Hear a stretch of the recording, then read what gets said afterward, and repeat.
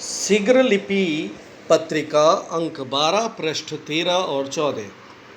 शिक्षा माध्यम का भेदभाव।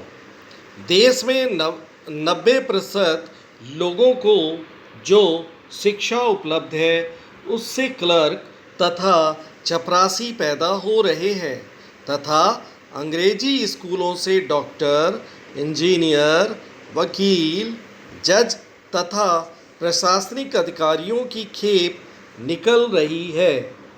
अंग्रेजी ने भारत को आज दो भागों में विभक्त कर दिया है। एक इंडिया कहलाता है जिसकी छाया में अंग्रेजी माध्यम के कॉन्वेंट तथा पब्लिक स्कूल चलते हैं, जिससे निकले शिक्षार्थी आगे चलकर बड़े सरकारी पदों पर बैठकर देश पर शासन करते हैं। दूसरा भाग भारत है, जहाँ के लोग बरगद के पेड़ के नीचे लगने वाले स्कूलों में लालटेन की रोशनी में पढ़कर चपरासी तथा क्लर्क बनते हैं। विगत कई दशकों से शिक्षितों तथा अशिक्षितों के बीच जो सीमा रेखा खींची गई है उसका एक ही अर्थ माना जा रहा है कि जिसे अंग्रेजी का ज्ञान है वही शिक्षित है, क्योंकि किसी भी उपलब्धि को जब तक अंग्रेजियत के चश्मे से जांचा तथा परखा नहीं जाता तब तक उसको मान्यता की सूची में नहीं रखा जाता।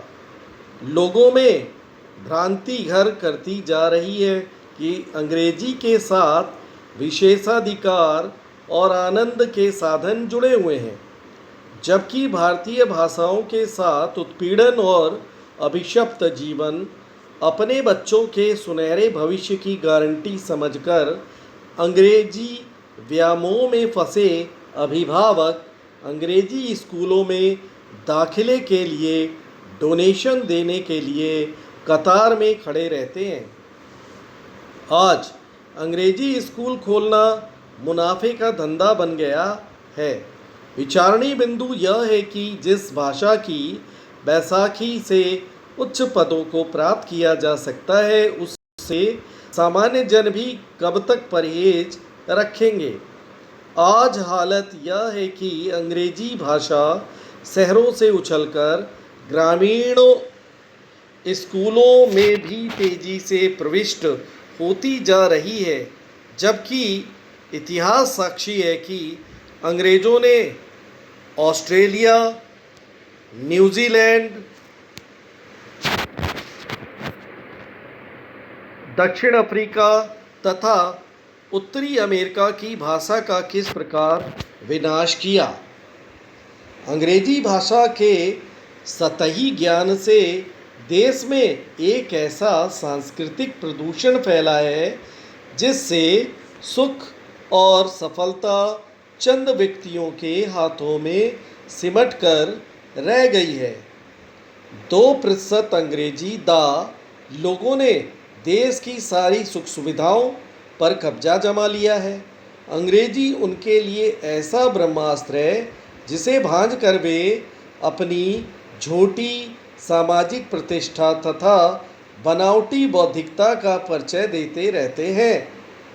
कृत्रिम बौद्धिकता का लबादा उड़े इस कुलीन वर्ग को इस बात की कतई परवाह नहीं है कि अंग्रेजी ने भारतीय भाषाओं को पंगु बना दिया है तथा राष्ट्रभाषा के विकास में मजबूत दीवार बनकर खड़ी हो गई है।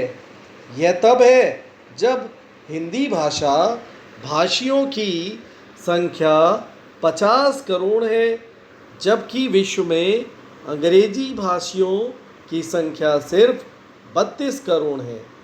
स्वयं बर्नार्ड शॉ ने अपने नाटक पिग्मेलियन में अंग्रेजी भाषा के व्याकरण और शब्द सामर्थ्य तथा उच्चारण का उपहास उड़ाते हुए कहा कि अंग्रेजी का सही उच्चारण हो ही नहीं सकता, क्योंकि उसके पास अपनी जर्जर लिपि के अलावा कुछ नहीं है और उसमें व्यंजनों का पूर्णतः अभाव बना हुआ है।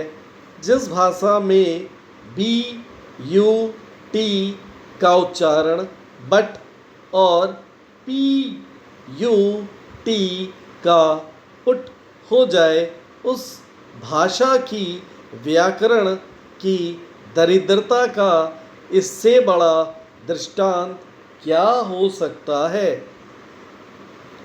व्याकरण और उच्चारण की दृष्टि से अंग्रेजी विश्व की सबसे सशक्त भाषाओं में से एक है।